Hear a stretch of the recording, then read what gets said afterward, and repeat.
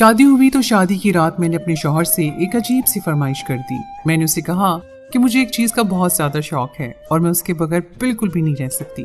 मेरे शौहर ने कहा कि तुम बोलो, फिर देखता हूँ कि मैं तुम्हारे लिए क्या कर सकता हूँ।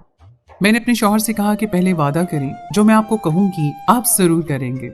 उसने कहा कि ठीक है, तुम मुझे बताओ तो सही, मैं कोशिश करूँगा। मेरा शौहर थोड़ा परेशान हो गया था कि जाने मैं क्या कहने वाली हूँ, लेकिन जब मैंने उसे बताया तो वो हंसने लगा, बल्कि काफ़ी ज़्यादा खुश भी हो गया। मैंने उसे कहा कि मुझे मीठा खाने का बहुत शौक है, लेकिन गांव में बिल्कुल अच्छी मिठाई नहीं मिलती है। आपका काम शहर में है, आप आते जाते हैं, तो आप जब भी शहर जाएं तो आप मेरे लिए कोई मीठी चीज़ ज़रूर लेकर आया करें, नहीं तो मैं नाराज़ हो जाऊंगी। मेरा शौहर इस बात पर हंसने लगा और कहने लगा कि ठीक है, मीठा तो मैं तुम्हारे लिए ले आऊंगा, लेकिन एक बात बताओ कि इतना मीठा खाने से कहीं तुम मोटी तो नहीं हो जाओगी। मैंने कहा कि नहीं, मेरी जिसामत ऐसी है कि मैं बचपन से इतना मीठा खाती हूँ लेकिन बिल्कुल भी मोटी नहीं होती। फिक्र नहीं करें, मैं हमेशा पतली ही रहूंगी, लेकिन मुझे मीठा जरूर खाना है। मैं सारे काम करूंगी, आपकी हर बात मानूंगी, लेकिन इस बात पर मैं बिल्कुल भी गफलत बर्दाश्त नहीं करूंगी।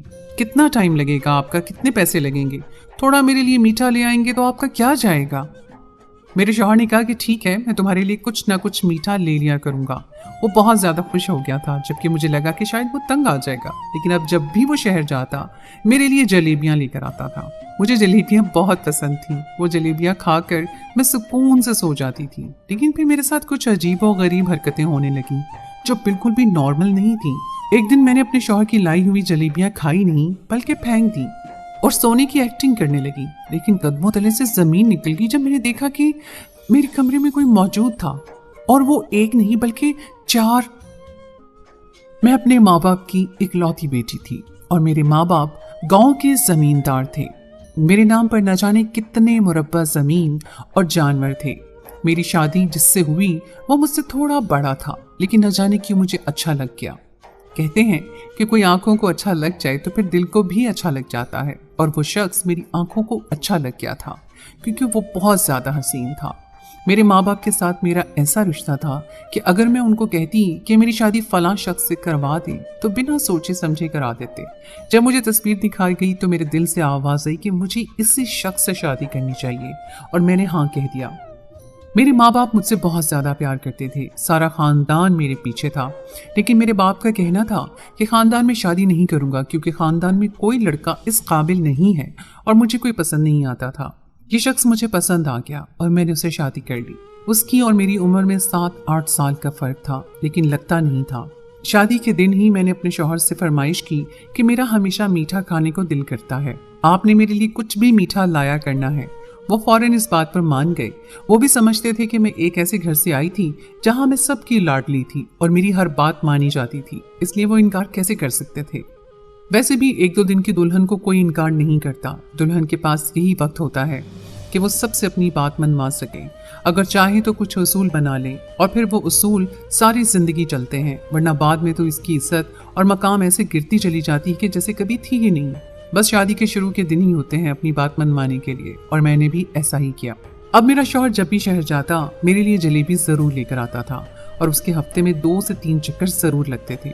ऐसे में जलेबियाँ मैं खाती, लेकिन एक बात बहुत अजीब होती थी, जैसे ही मैं अपने शौहर की लाई हुई वो जलेबियाँ खाती मुझे बहुत ज़्यादा नींद आने लगती। सुना था कि मीठा खाने से इंसान को अच्छी भली नींद आती है, लेकिन मेरी नींद तो कुछ ज़्यादा ही अच्छी हो गई थी। जलेबियाँ खाते ही 5 मिनट नहीं गुजरते थे कि मैं सो जाती थी। उसके बाद कभी मैं रात को जाग गई तो कभी रात भी गुजर जाती और मैं सुबह ही जागती। इस तरह मुझे पता नहीं चलता था कि मेरे पीछे घर में क्या हो रहा है, क्योंकि कहते हैं कि सोए हुए और मरे हुए इंसान में ज़्यादा फ़र्क नहीं होता। बस एक ही फ़र्क होता है कि सोया हुआ इंसान जाग जाता है और मरा हुआ इंसान कभी नहीं जागता है। इसलिए उसको पता नहीं चलता कि जिस वक्त वो सो रहा था उस वक्त क्या हो रहा था। जब जागती तो कभी रात का खाना ना बना होता तो कभी दिन का, लेकिन मेरा शौहर कोई भी बात नहीं करता था और ना गुस्सा होता। मुझे जागा हुआ देखकर इतना ही कहता कि जाग गई हो, चलो आओ खाना खा लो, या चलो कहीं बाहर चलते हैं, या कोई काम बता देता, लेकिन गुस्सा बिल्कुल भी नहीं होता था।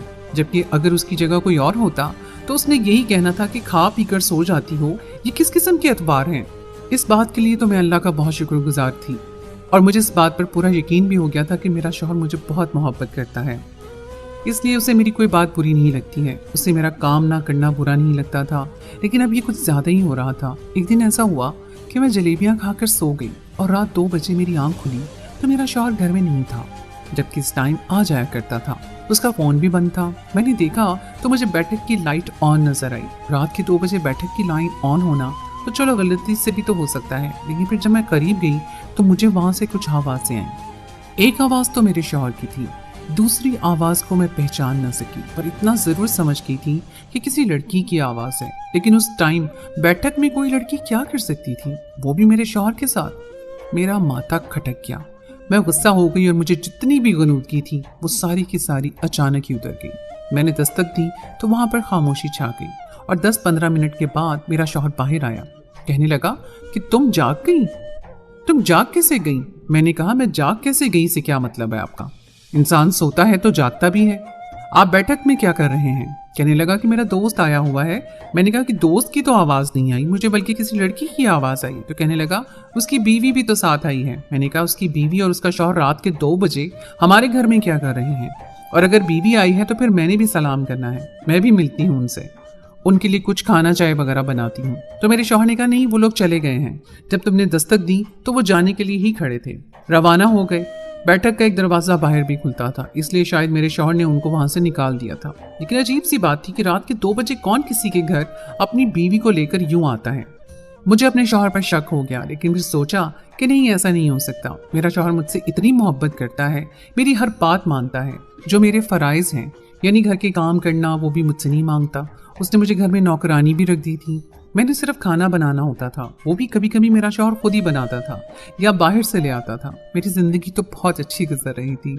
मुझे इतना अच्छा शौहर मिला था कि मुझे उस पर शक करने की क्या ज़रूरत थी। लेकिन मुझे मेरे शौहर ने कहा कि मुझे कुछ पैसों की ज़रूरत है। मैंने कहा कितने पैसे? तो उसने बहुत बड़ी रकम बता दी। मैंने कहा कि पैसे तो बहुत ज़्यादा हैं। वो कहने लगा कि तुम्हारे लिए क्या मुश्किल है, अपने बाबा से कहो।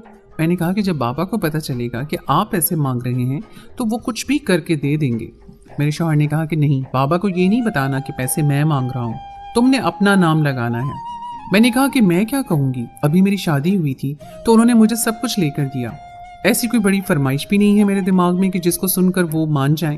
मेरे शौहर ने कहा कि अब ये तो तुम्हारी अक्ल है ना कि तुम किस तरह बात करती हो, बस मेरा नाम नहीं आना चाहिए, नहीं तो वो समझेंगे कि हमारा दामाद हमारे पैसे पर नजर रखता है, लालची है, खुद कुछ नहीं कर सकता, पैसे हमसे मांग रहा है, तो फिर हमारी बेटी को क्या खिलाता होगा। मैंने कहा कि नहीं, आपकी इज्जत मेरी इज्जत है, इस तरह कोई बात नहीं करूंगी। आपको पैसे चाहिए ना, मैं आज ही बाबा को कॉल करती हूँ। मैंने अपने बाबा को कॉल की और कहा कि मुझे पैसों की ज़रूरत है। उन्होंने कहा बेटा तुम्हें पैसों की क्या ज़रूरत है।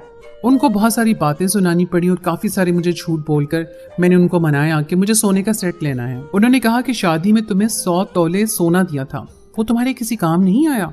मैंने कहा कि नहीं, मुझे कोई नए डिज़ाइन का सेट पसंद आ गया है, मुझे वही लेना है। मेरा शौहर भी मना कर रहा है, लेकिन बस मेरा दिल उस पर अटक गया है। मेरे बाबा ने कहा कि तुम तो ऐसी कभी भी नहीं थी, लेकिन चलो ठीक है, तुम्हारी जिद है तो क्या कर सकते हैं। उन्होंने पैसे भेज दिए जो मैंने अपने शौहर के हवाले कर दिए।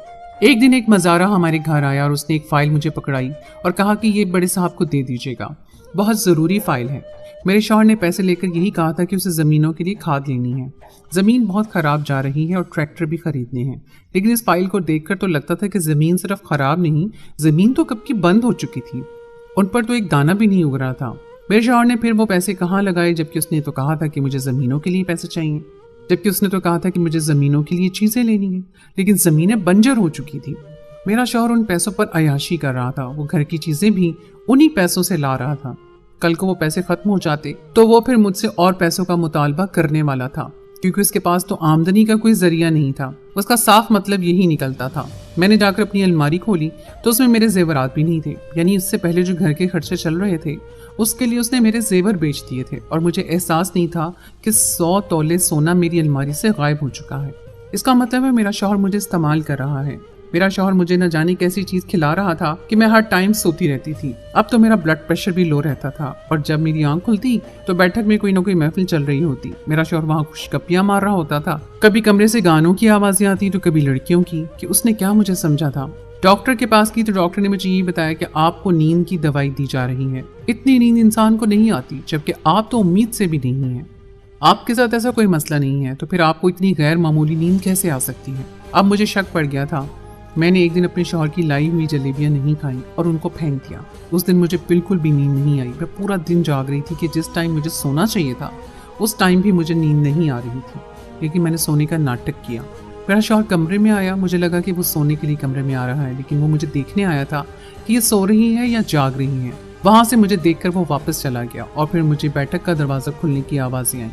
उसके बाद घर में म्यूज़िक गूंजने लगा, औरतों की आवाज़ें आने लगी। इसका मतलब है कि मेरा शौहर मुझे बेहोश करके घर में शबाब की महफिल सजाता था। मैंने अपने शौहर पर धावा नहीं बोला, बल्कि चुपके से उठकर वहाँ से चली गई। अपने बाबा को कॉल की जो मुझे आकर ले गए, और अगले दिन मेरा शौहर मुझे ढूंढता हुआ घर तक आया। कहने लगा कि आपकी बेटी घर पे नहीं है। मेरे बाबा ने कहा कि वो तो यहाँ भी नहीं है, मैंने अपनी बेटी तुमसे लेनी है, तुम्हारे साथ रुखसत की थी, कहाँ है मेरी बेटी? जबकि मैं अपने बाबा के घर पर ही थी। मेरे बाबा ने मेरे शौहर को बहुत जलील किया। वो मुझे जगह जगह ढूंढता फिर रहा था। मैंने अपना फ़ोन भी ऑन रखा था, लेकिन मैं उठा नहीं रही थी। फ़ोन बजता रहता था। बहुत परेशान हुआ। बिलाखिर घर आ गया और कहने लगा कि मुझे नहीं तलाश हो रही, आप ही मदद करें। तो फिर बाबा ने सब कुछ बताया और ये भी बताया कि तुमने मेरी बेटी के साथ जो किया है उसके लिए मैं तुम्हें कभी माफ़ नहीं करूँगा। तुम उसको बेहोश करके खुद अयाशियाँ कर रहे थे, वो भी उसके पैसों से। तुमने मेरी बेटी को समझ क्या रखा था? मेरे बाबा ने बिल्कुल भी देर ना लगाई और उस पर खुला का केस करवा दिया। मैंने भी अपने बाबा का साथ दिया। मेरे बाबा ने कहा कि तुम ऐसे शख्स के साथ बिल्कुल भी नहीं रह सकती। हमने इसको क्या समझा था और वो क्या निकला। ये एक अयाश परस्त इंसान है और इसके साथ जिंदगी अच्छी नहीं गुजर सकती है। ये कभी भी एक अच्छा शौहर नहीं बन सकता और एक अच्छा बाप बनना तो बहुत दूर की बात है। उसने तुमसे शादी सिर्फ तुम्हारी दौलत के लिए की थी। हमसे गलती हो गई, हम उसे पहचान न सके। हमने अपनी हीरे जैसी बेटी उसको दे दी, पर अब हम अपनी गलती सुधारेंगे। बात इतनी सिर्फ नहीं थी, मेरा शौहर पहले भी इस तरह की हरकतें करता रहता था। उसने मुझसे शादी इसी वजह से की थी क्योंकि मेरे पास बहुत दौलत थी। उसका ये भी प्लान था कि वो मुझे बेहोश करके छुप छुपा कर ये सब काम करेगा, और जब मैंने उसे कहा कि मुझे हमेशा मीठा खाने को दिल करता है, मेरे लिए कोई मीठी चीज़ लेकर आनी है, तो गोया उसके लिए तो ऐसा था कि अंधा क्या मांगे दो आंखें। उसके लिए तो ये बिल्कुल ही ऐसे था। वो जलेबी में बेहोशी की दवा मिलाकर मुझे खिलाया करता था। जो दूसरों की बीवी बहन बेटियों को अपने घर में बुला सकता था, वो कल को अपनी बीवी को भी बेच सकता था। इसलिए मैंने उसके साथ रहने से इनकार कर दिया। मैं उसके साथ नहीं रहना चाहती थी, जिसने एक दिन भी मेरे साथ मियाँ बीवी का रिश्ता न रखा, बल्कि मुझे बेहोश करके दूसरी औरतों के पास जाता रहा। वो भी मेरे ही लाए हुए पैसों से। अपने शौहर को मैंने छोड़ दिया और इस सब को कोई बुरा ख्वाब समझकर मैं भूल गई। 2 साल बाद फिर से मेरी शादी हुई और अब मैं अपनी ज़िंदगी में बहुत खुश हूँ। मुझे अपने साबका शौहर के बारे में पता चला है कि वो अपनी सारी ज़मीन बेचकर सड़क पर आ गया है, सब कुछ बेचकर खा गया है और आजकल उसके हालात बहुत बुरे हैं। लेकिन ऐसे इंसान के साथ यही होना चाहिए जिससे इंसान की कदर ना हो। तो दोस्तों, ये थी हमारी आज की कहानी। उम्मीद है आपको आज की कहानी पसंद आई होगी। अगर कहानी अच्छी लगे तो उसे लाइक ज़रूर कीजिएगा और साथ ही अपने दोस्तों के साथ शेयर भी कीजिएगा।